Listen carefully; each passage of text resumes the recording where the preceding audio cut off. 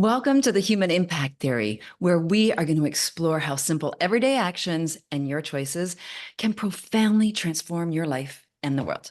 My name is Jacqueline Way, and I'm the founder of 365 Give and your host. Thank you so much for taking time out of your day and your life to learn and grow with us, because really, we don't want to just feel better. We want to live happier. On this episode, we're going to delve into the truth, an inspiring topic, one of my favorites, on how to feel better and change the world in just one day. It's really possible. We are heading into the biggest giving season and season of generosity of the year. December 2nd actually kicks off the biggest global giving day. It's called Giving Tuesday. I have asked a very special friend and colleague, Dr. Stephen Post, best-selling author of Why Good Things Happen to Good People, to discuss and share the secret science behind generosity and altruism. You will learn about the helper's high and how every act of giving not only benefits those on the receiving end, but why it will make you feel better instantly, literally in just one day. So, if you want to feel better, tune in and let's get started. This episode is going to change the way you think about giving back this holiday season and why you should actually get started today. So, here we go. Dr. Stephen Post, welcome to the Human Impact Theory. I'm so excited to have you here today because the name of this podcast was actually inspired by you. So, thank you so much for coming today. Well, Jacqueline, it is such a delight to see you and to see you so happy and so successful. Well, thank you so much. We're working on the success, but I'm just happy that everyone gets to hear your wisdom today and understand why we're here. We have coming up very shortly Giving Tuesday, which is one of the biggest giving holiday seasons of the year. Not only is it marked by Giving Tuesday across the United States and now across the world, but it also heads right into the biggest giving time of year. And Stephen, what you know about me is that's where it all started for me with 365 Give. Hmm? One of our little fun facts, Stephen, that you and I have together is, when I started I was about to start 365 Give as a charitable organization, I reached out to you, and that was, over a dozen years ago. At least, at least. Right? Yeah. So it was my first step past my fear. I want you to let you know that when I reached out to you, I was like, okay, this man is, world Oh keynote no. speaker or world best-selling author, but I'm going to take a deep breath and reach out and see if I can have a chat with him. So this is a full circle moment for me. Thank you so much. Well, that's great. Well, we had also we knew Prem. We did. We have my uncle in common, which is even more amazing. We're going to get into a few of those stories. And, I want everybody to really soak in everything we're going to talk about today, because what I learned about giving really started with this master, Dr. Stephen Post.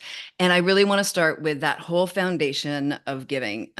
Dr. Post or Stephen, you wrote a book called Why Good Things Happen to Good People. And even though that was, I think, one of your first books, or certainly it was a very famous book that came out, can you tell us about this book and this journey and why it's still such an important piece of not only research, but literature today, and why people should be looking a little deeper into why good things happen to good people? Oh, what a huge question. You Right. know, it's basically common sense, perennial wisdom that Mm. giving is a way to experience fulfillment and kindness and inner peace, but not just any giving, not just going through the motions, not giving because it's a requirement, not giving because you have to do it. It's giving with kindness. And sometimes just the external actions will bring you into a zone of kindness emotionally. There's a theory about that. That's why they say, even if you're not happy, smile, because the actual physiology of a smile will echo back into your emotions, oftentimes, not always. But giving, you don't necessarily have to go up to the highest mountain in the Rockies and meditate with Tibetan Buddhists for 6 months, although that can be nice. Sort I of love you get said yourself, that. I say that all the time. yeah, yeah, get into your zone. Well, there's something to be said for that, but you can also just engage yourself in giving and have the right role models and maybe find something that you find interesting. You want to be sure that you're exercising some choice and agency and you're not just doing what you're told, but there is something to be said for uh, allowing people to exercise their autonomy and also to be doing something that they feel able to do. Now, sometimes it can be something you're already very confident in. Um, if you're uh, an accountant, you can do some volunteer accounting for a nonprofit. But a lot of people also want to do things that they've never ever done before at all. So they would like to just, work in the hospital. We have a big volunteer program in this hospital. There's a big 2-inch binder with lots of pictures and gives people an idea of all the different things they can do. And they make their choices and sometimes they want to just rake leaves, sometimes they want to work in the shop, sometimes they want to work in the ER room in some sort of marginal capacity, but they want to do something that they've never done before because it expands their repertoire. And so, how to organize giving is important, and it matters a lot because you don't want people to be involved in giving in a way that does not touch their whole self. I Mm. mean, it's really got to be something that has an internal dimension. It's kind of like medical care. You come into a hospital. This is a hospital, by the way, and you can get medical care, get a shot in the arm, but that's not um, really what most people want. What they want is a little empathy. They want someone who is kind. They want someone who has a gentle curiosity about who they are. And even if they're suffering, someone who's willing to be compassionate. So when you're giving, in a lot of ways, the giving is an opportunity to explore all these different dimensions of kindness and empathy and compassion. And that's really where the power is. Does that make any sense? You know what? Completely. I love that you said that. Couple things I picked up on here is that, and I say this all of the time too, because of my experience giving every day for 365 days, is it's not just kindness. It is compassion and it's gratitude. And it's like you said, it's giving of your whole self. And I'd like to go back to that part a little bit because I want people to really understand this. And the way that we've designed things for 365 Give, we do the same thing. I've learned so much from you this way, is that we have to give people agency and choice. So we give them lots of ideas all of the time, every day of the year, but really you have to choose what's going to work best for you and what makes you feel connected to your giving. Is this the whole body experience that you're talking about? Like, can you dig into that a little bit more when you're talking kind of all of yourself when it comes to giving? Well, the whole self is mind, heart, and body. That's how I think about these things. Oh, mind, heart, and body. I love that. Yeah, That's great. the one mind, I'm a kind of a universal mind type uh, thinker. But I know that the mind is only part of the story. We also have to have the one heart. And, as the heart math people have demonstrated very clearly, the heart has its own power and its own logic. And it's not just an old myth that somehow the heart is really involved in these things. So that means love. So mind and heart, and then your body, obviously, is following that kind of zone of completion. It's really it's completion when you do this wholly. It's not finished. I don't like to use the word finish because you never really finish, but you have a completeness. Completeness means the whole circle, Mm. and that's what you want to try to get to. And if you get to that whole circle, uh, it's a very healthy thing. Now, sometimes people give because it's required, and that doesn't always fail to help them. There is required giving in schools. In fact, in some of the schools in Hmm. Vancouver, they do that. And they're about a third of the kids. These are young high schoolers or junior high schoolers who do this because it's natural for them. They're like taking to water like a duck. I mean, it's just something they love to do, and they're fully involved, and they're not hesitant or reluctant or grudging in what they're involved with.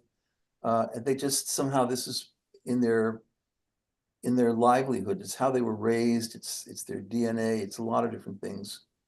It's their communities. It's their families. But there also is another third of these kids who don't have those kinds of strengths quite, and they will develop it. So the requirement is good because they'll see role models, they'll feel like they can emulate this, and they'll find that a light turns on. So what was kind of grudging becomes natural for them.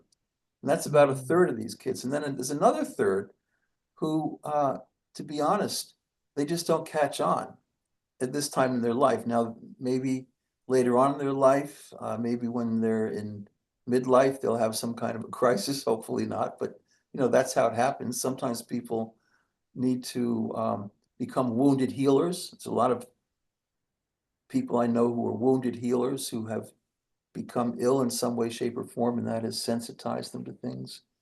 But it's basically one third, one third, one third. So if you take, 30 people who are involved in giving, 10 of them are just full-hearted in it, and it just makes them shine. There's another 10 people who are going to get there, and they'll get there beautifully, and they'll have the same long-term outcomes, which are beneficial for mental and physical health. And then there's another group that's just not quite breaking through the ice, but hopefully in life they will. And there's always a possibility. The Russian novelists like Tolstoy and Dostoevsky believe that there's always a resurrection of a sort. And so you can never write anybody off. I used to volunteer at a prison in Ohio next to Oberlin College called Grafton Correctional Institute. And these prisoners were Cleveland's worst. They were the lifers. And, I would go in there and there were a few of them that I thought would never turn it around, but they did eventually. And we started a prison hospice, and a lot of them found meaning in doing that kind of work. We also started a big garden because gardening's great. If you're out in nature, it's very healthy. That's why in the Lord of the Rings, Sam is the one who can go back to the Shire. He marries, he has children. He's a gardener. Frodo can't. He's just off on the boat with Gandalf. We don't quite know where he ends up.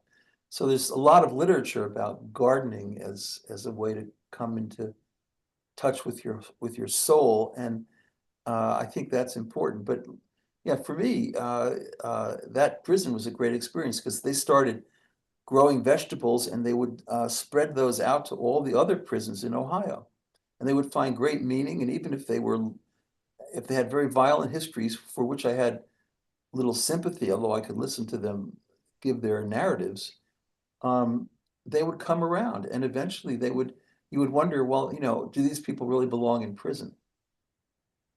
So you never want to give up on people, but there are some who have an easier time connecting with the power of giving than others. I'd love to dig into one little more part of that because, some of the research that I've read that you've done and so many other researchers that are out there now, they've talked about the actual neurochemical hormonal kind of exchange that happens in your body when you give. And so I want to talk about how this, you said you've got the people who, it's all broken up into groups. You've got the people who just are natural givers. And it comes very intuitively to them. You always know it's the kids in school, even when they're in kindergarten, and you get the report card that says, oh, your child's just so kind and so helpful, and then you have the other ones that take a little bit more time to develop that. It's almost like a muscle that you have to build up. Does everybody, and when I say everybody, doesn't matter your sex, your religion, like what's the reaction that happens or goes on in your body? And then does it affect some people and not others? Well, it's still being understood more clearly. But for about the last 15 years, Researchers have talked about the mesolimbic pathway, which is a part of the brain, the emotional part of the brain, the limbic system, which is very deep down, and that's a part of the brain that gets active when people feel happy, when they feel fulfilled, when they feel meaning in their lives. And it does dole out some of the chemicals that are associated with the so-called helper's high. And that means oxytocin, a hormone that, as you know, is sometimes described as the hormone of trust, of social connection. And Jackie, you're all about building connections with other people, with your own soul, with nature, with the universe. So that sense of being connected, which is really the essence of spirituality in a lot of different dimensions, that usually involves something like oxytocin. And they've even done studies of people who are involved in giving activities, and it shows that their oxytocin levels before and after are different. They're higher afterwards because they've been involved with this hormone. And the endorphins, which are energizing. It's kind of interesting to see that people, when they're giving, can do a lot more than when they're not giving. I mean, it's almost automatic. It's like a switch turns on and you lose, you almost get in the flow. You know, that idea that Csikszentmihalyi had, the flow of things. You lose your sense of place and even of time, and you're just in the flow and you go for it and you have infinite energy, and it defies the second law of thermodynamics because things are supposed to slow down but they don't, and that's more the endorphin piece. So the oxytocin is more the connectivity piece. The endorphins are more about the flow, and there are probably some other things that can be talked about too. I don't want to overstate this, but those are things that we're absolutely certain of. And I think you probably would want to offer a few more. Oh, we call it your daily dose of happiness. We like to think that your dopamine fires, kind of like flipping through Instagram, right? You get that little reward hit, that makes you, even want to do a little more because it just felt so good. And you talked about happiness. Well, we know that serotonin. So, when you mix in the dopamine, the oxytocin, the serotonin, and your endorphins, you got your daily dose of happiness for the day, every day, every minute, whenever you Yeah. put that intention. We was talking about the intentionality of giving. Mhm. When you're really clear and you put intention into it every day, that Mhm. that not that you're just looking to go get your daily dose of happiness, but you're looking for how good it feels, that reward that you get when you're giving to others or the planet or people. Now, I'm going to ask you this one as well. And we talk, at 365 Give, we talk about giving back not only to people, we talk about giving back to animals and also to the planet. Mhm. Does it make any difference if it's, when we talk about kindness, usually you're talking about kindness towards people, random acts of kindness. That's always the thing. But we're actually talking about not random. We're talking about a little bit more intentional things that you Right. really enjoy doing, discovering that. And then also, does it matter? Can giving be to any, I'm going to call it a sentient being, but can it be for anything? I think so. I think that it's very interesting to note that when you go to your local meditational center, probably right there in Vancouver, there will be wind chimes and there will probably be a little flowing water over a rock, and there might be some birds chirping. That sense of freedom and inner peace that we feel when we get away from the harsh rush of life and kind of retreat. The notion of a retreat is very powerful. And I think that you can love nature. I think you can at least use the word cherish nature. And I think that cherishing nature is very important. There are many uh, books about ecotherapy now. You're probably familiar Mm, with them. In fact, I have one right here. I'll just perfect. Of course, you've got one right there. happen to have this. I I mean, love it. I study this with the students, and we see it applied in psychiatry, but this is called eco psychology. There it is. Perfect. Yes. Yeah, with an introduction by Jane Goodall, Mm, Restoring the Earth amazing. and Healing the World. And these are great, James Hillman, these are great writers in this movement. And what I've been doing for the last 3 years is holding an annual conference at Linacre College, Oxford. It's one of the many dozens of colleges there. And it's actually known for ecological science, and there are some great philosophers there and spiritual people. So we have a conference. We've had very nice conferences, and we have some books coming out from that setting. But basically, nobody doubts anymore that nature is healing. Mm, And this is the fellow who designed Central Park in New York, Frederick Olmsted. He was the greatest landscape architect in American history, anyway. And um, he designed that, and actually he was a resident for a while at McLean Asylum in Boston. He had his ups and downs, but he just knew that, like Sam, nature was healing for him.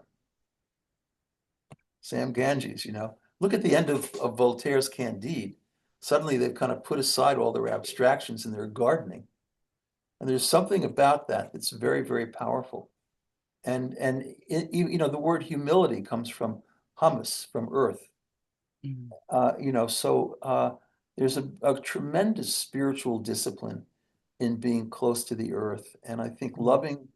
loving nature is unbelievably important. So the Eastern traditions, Matthew Ricard, who wrote that great big fat book on altruism, he Yes. has a section there where he talks about my wife's husband, and he makes the comment that uh, he's interested in the love of God and the love of neighbor and the love of self, but not the love of nature.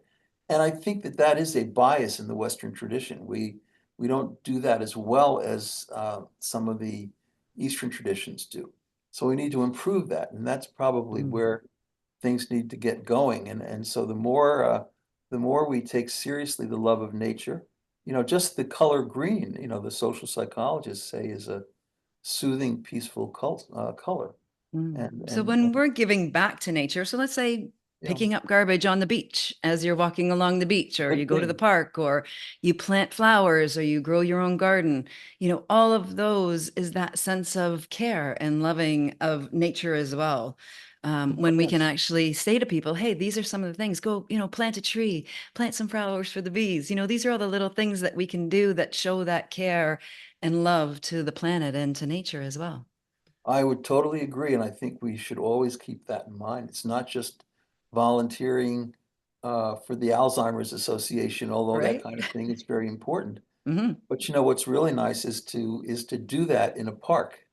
Right. Get all these people who are somewhat deeply forgetful, uh, debriefing and sharing about the beauty of nature, and you'll find that you can spark a lot of conversation with individuals you may not have thought were capable of that. So Mm, there's a lot to be said for nature as part of uh, the giving programs that you have. mm.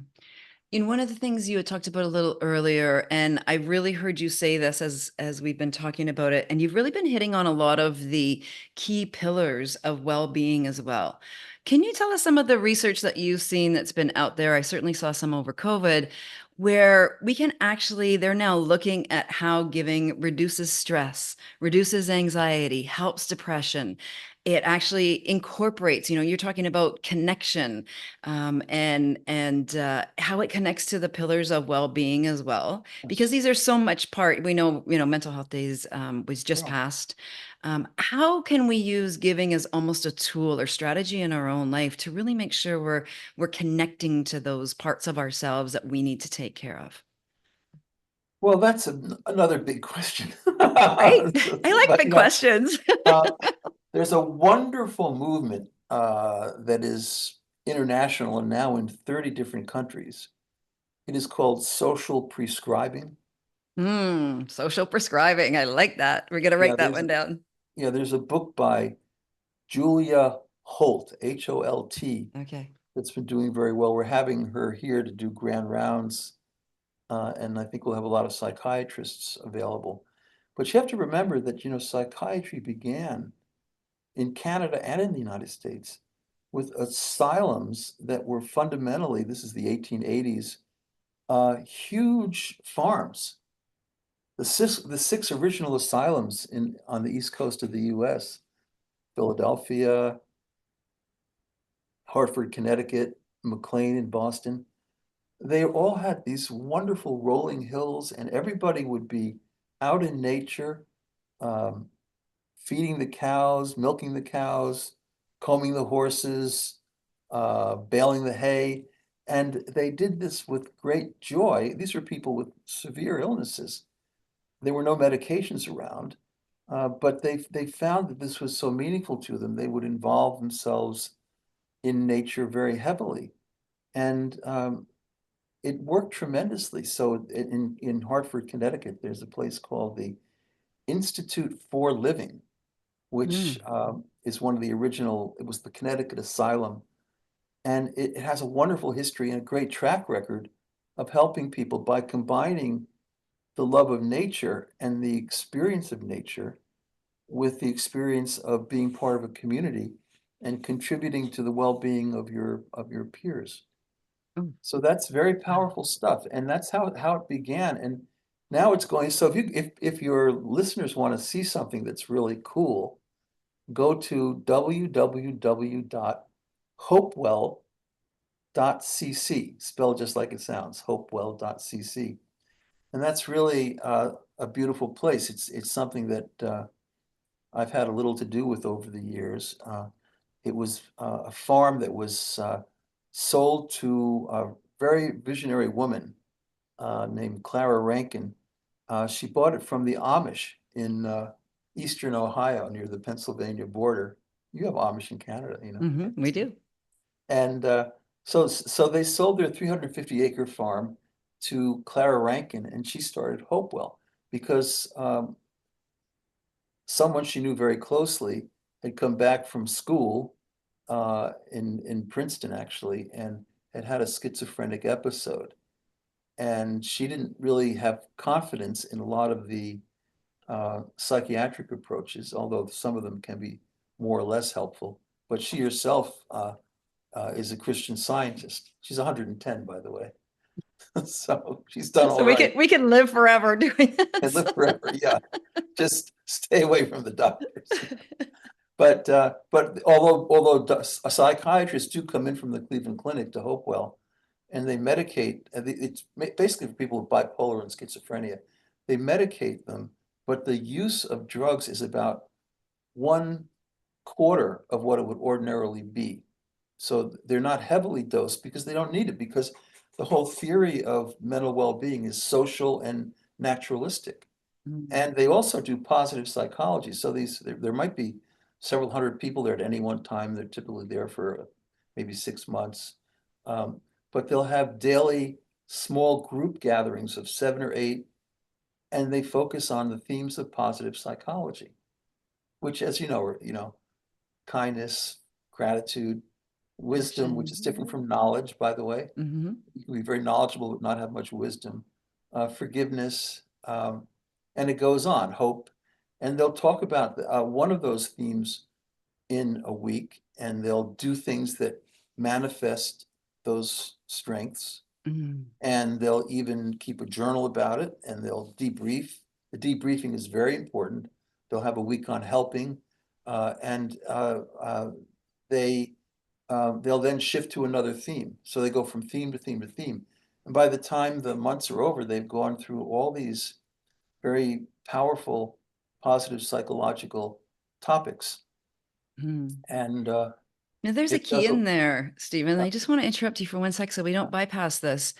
And you said they practice it every day for, let's say, a week, if that's the time. or sometimes 2 weeks. It depends on Right. the topic. Yeah. I know you've done this with your students as well. Can we talk a little bit about that, the practice? of giving, the importance of it's not like a one and done where you go and, you let's say it's Christmas is coming, you give once and then it's your one and done for the year and you're out. And all of a sudden, my mental health and well-being, I'm on it. Like, is that the way that it works? Or do we need to actually look at this as more of a practice in our lives? Well, more of a practice. And I have nothing against you know, Christmas and Ebenezer Scrooge. I'm glad that he finally got into the spirit of things. And at the end of that story, um, he's helping everybody in sight, and there isn't a more cheerful old man in all of England. But of course, for the first 70 years of his life, he's ruminating because there was a young lady whom he was intent on marrying, and she dropped him. So he's very bitter, he's very hostile, and very angry with the world, and he's very unhappy and rude. But then, although he was an okay businessman, I must say, he was transactional. But even that won't work terribly well for too long, because in the business world, kindness matters tremendously. Mm, So I think that at the end, with little interference by an angelic being who frightens the hell out of Ebenezer, right? Then everybody knows this story. Uh, he eventually acculturates to a more generous life and brings that goose for Bob's family and all of family. that, and Yeah. gets that wonderful little boy to an orthopedic clinic of some kind, Right. so now he can walk. Tiny Tim. It's a beautiful story. It's and I give Charles Dickens, who wrote it, a tremendous amount of credit because it's so powerful. But you're absolutely right. I mean, you don't want to think about giving as an annual event. And even Giving Tuesday is kind of nice, because it does mobilize people to be focusing on this. But I think giving has to be something that we contemplate every day, every morning. Mm. Yeah. And I do a Becomes lot of part that. of who we are, isn't it? I mean, that's what Yeah, I found after giving for 365 days. A day yeah, doesn't go past now that I don't. It's just become that practice made it, a habit. And I now have it's it. just right. And now it's just who I am. It's how I show up. I realize it's the way that my son shows up as well when we were doing it every day. And I think that's, such the benefit that we got from it. And we encourage people as well that it's a practice. And I remember in that movie too that it's like he made a promise, right? Mhm. He promised that family, I'm never going back to the way that I was. I promise that this is going to be the human being that I am now. And then we see little bits of that throughout the story.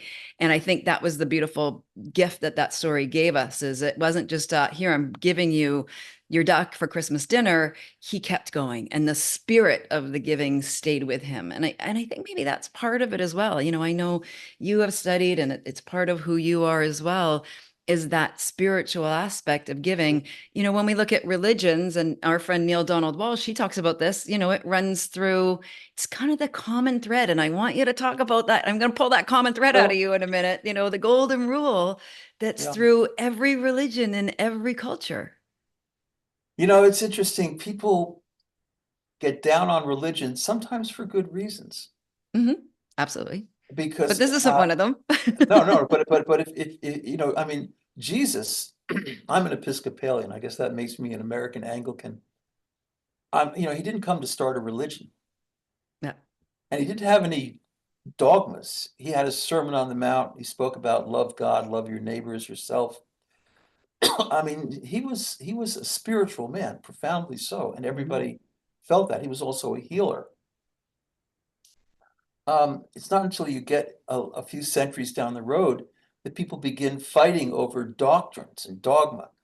Is it homoousios or homusius? I mean, the Greeks were great at that. No offense to the Greeks, but I think that tendency to get wrapped up in what has to be considered a secondary aspect of religion, the warfare over different beliefs. I think that's been a problem. But true spirituality, um, it's not that it's antithetical to a good religious community, but it really is a different sort of thing. It's very much um, personal.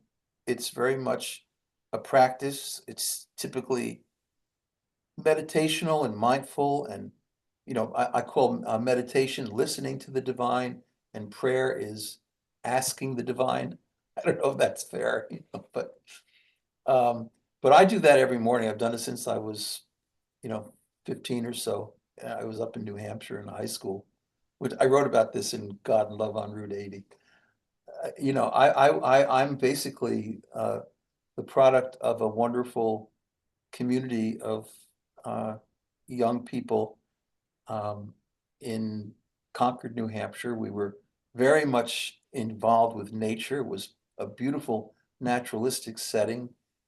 We did have chapel in the mornings, usually about 7:30, but it only lasted 15 minutes or so. But it was interesting, and people read from the scriptures of the world, Buddhism and Hinduism. I'm very devoted to Hinduism and spend a lot of time at the Indian Institute for Advanced Studies, which is in Bangalore, and they study consciousness there. They have a big consciousness Can I program. come? I want to come. Yeah, oh, well, it's a great place. I And love it. and and actually the airport there, I think Prem Watsa built that airport. Now I think he may have sold it. But it's one of the most beautiful airports in the world. And you see all kinds of people floating through there. His Holiness the Dalai Lama is often hanging around Bangalore and hanging around the Institute. So you gotta have a lot of respect for um, the love of ultimate reality. I mean, I think of, if you wish to say the word God, quote unquote, in terms of a universal mind Mhm. that there. I mean, I go with the physicists like Schrodinger and others who said there was only one mind. He got the Nobel Prize. He actually was the one who proved the things that Einstein theorized better, but Einstein was never too interested in proving anything. He was too cerebral. But it was this other fellow who actually proved the theory of relativity, and he very famously said, there is only one mind. We think that we have individual minds, and there is such a thing as individuality, don't get me wrong, but um, the mind is a gift. It's a small um, drop of an ocean of mind, and we are its stewards. And that's why people can be very creative, surprisingly creative, and they don't feel that it's from them. Comes You know, through us almost, it doesn't it? comes through us. Yeah, yeah. I Right. mean, I have one of my favorite spiritual statements ever comes from a great poet. Um, and he was at a school near Oxford. He was teaching there, and he's sitting with uh, several of his colleagues, and it's a perfectly ordinary afternoon, and he doesn't know these people terribly well, but suddenly he feels, and he uses the word, he feels invaded. Mm. It's and but he consents to it. It's not forced and Yeah. imposed upon him, but he feels invaded, and it's very odd for him. So the first time he's had that experience, and then it fades. But for the first time in his life, he feels that every person around him is of infinite value. Mm. And that's powerful. So have you had that experience? I I have have. had that experience. So I I've had had that experience. so this idea that somehow our minds are more connected than we think. This is the hidden mystery Mhm. Right? of human Well, and is it, I, connectedness. I want to, before we go even a little further, when I think about giving back, it's always about we're giving from our heart. You know, from does our our heart. mind help to facilitate this? Does it put it into an actionable item into this world for us? Absolutely. Yes. I think they're connected, you know, Yeah. but I also look at this as really a heart-centered Yeah. way of living and being in our world too, where we're opening our heart, we're giving away. I literally say it's like taking love, putting it through our body, putting it into your hands, and you give it away. I agree. So there's sort of there are really three forms of mysticism in at least in world religions. One is the mysticism of the one mind. That's Mhm. Larry Dossey's stuff, Right. his great book, One Mind. You have to read that. If you're going to read any book, that's the great book on that topic. And then the mysticism of the heart, that somehow at this very profound, mysterious level of heart and love, we're also connected. And that's a little Hmm. different. It's related to mind, but it's different. Yeah. And then the mysticism of nature, the nature mystics, Right. the Jane Goodalls of the world. I mean, they Mhm. just see somehow a special presence in nature. But let me just Mhm. read, this is about 5 lines. This is from W.H. Auden, the poet I referred to earlier. Just think about this. I mean, this is shocking. One fine night in June 1933, I was sitting on a lawn after dinner with 3 colleagues, 2 women and 1 man. We liked each other well enough, but were certainly not intimate friends, nor had any one of us a sexual interest in another. Incidentally, we had not drunk any alcohol. We were talking casually about everyday matters when quite suddenly and unexpectedly something happened. I felt myself invaded by a power which, though I consented to it, was irresistible and certainly not mine. For the first time in my life, I knew exactly, because thanks to the power I was doing it, what it means to love one's neighbor as oneself. Mhm. I was also certain, though the conversation continues to be perfectly ordinary, that my 3 colleagues were having the same experience. And in the case of one of them, I later confirmed this. This is the key line. My personal feelings toward them were unchanged. They were still colleagues, not intimate friends. But I felt their existence as themselves to be of infinite value, and I rejoiced in it. Beautiful. I love that. Yeah. That's perfect, Stephen. And it's the perfect way for us to begin to wrap up our conversation today. Okay. I know you and I could actually talk about this endlessly. It's not going to be the last time you're going to join me here on the human impact theory. You know, Stephen, I think 3 takeaways I just want everybody to really look at and what you talked about in our conversation today was choose the things when you're giving, figure out what works for you. Choose the things that mean something for you, that are meaningful to you. And we know that when we choose things that are meaningful for us, that's one of the key pillars of well-being right there. Right? Make sure that it's your practice. Get it to become who you are. Get it to become part of who you are. It's all part of our human nature. And you've talked about this often. And this was a big part of our conversation today. So And something that build your comes from callings our around it. It's a calling. right. It's Yeah. actually a summons. It's a universal summons because everybody, without exception, has a certain unique set of gifts and talents. And the purpose of life, and was said by Picasso and also Shakespeare, so it's pretty widely distributed. They said that the purpose of life is to use your gifts to contribute uh, to Give them others. away. Right. Yeah, And give them away. and that's it, and then Absolutely. you One of my can. favorite quotes. I love that one because it's exactly that. Find what is your own Oh, light, right? That's the namaste. Find yeah. your own light and then just give it away. And then And don't that's get so much knocked off meaning. course because Right. sometimes someone will offer you a little more money to go to this slightly more prestigious Right. institution or whatever.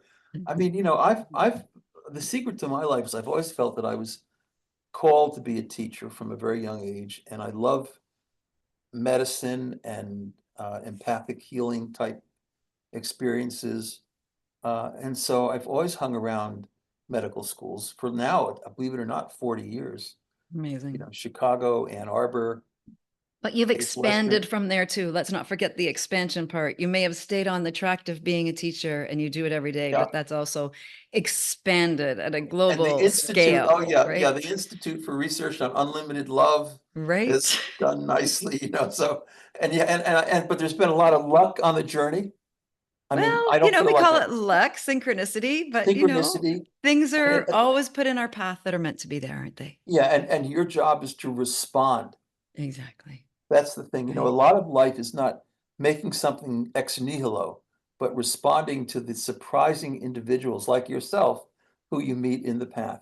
Right, exactly. Okay. And Now, what's our your next last point? strategy, we're going to get to the last one is, it's not just once. It's not a one and done. Giving is something that, yes, the holiday season is coming up, and yes, Giving Tuesday is coming up, but this is something that we need to look at how we can make that contribution to the world around us, because it benefits us, and then that ultimately benefits everyone around us. When we're happier, when we're healthier, when we're feeling good, when we're feeling vibrant and fully alive, that affects absolutely everybody around us. And whether that's your family, your colleagues, the people in your community, it affects everyone around us. And I think when we take a look at giving from that perspective, it changes the way we look at giving. It's no longer a task. It's no longer a have to. It's not something you're supposed to do. It actually makes us realize it's part of this beautiful life journey and just Yes, yes, enhances our experience of being alive. yes. Yes. Thank you, my friend. Well, Thank you it's so nice to see much you. for sharing your beautiful wisdom with us. As I said, we're not, I think we need to do a whole show just on love and mystic and connection and our higher selves, because that's a whole conversation as it goes. Yeah. And I'm excited to have this time with you. Thank you so much for just being part of the conversation today and helping people understand this beautiful gift of giving that we actually get to experience in our human form. And it's what I want for everyone to experience that. So thank you so much. Well, I you hope to see manifest you it, soon. and we all thank you very much for being who you are. Thank you, my friend. And I'll look forward to seeing you again soon. We wish everybody a beautiful day on purpose, and namaste. Namaste.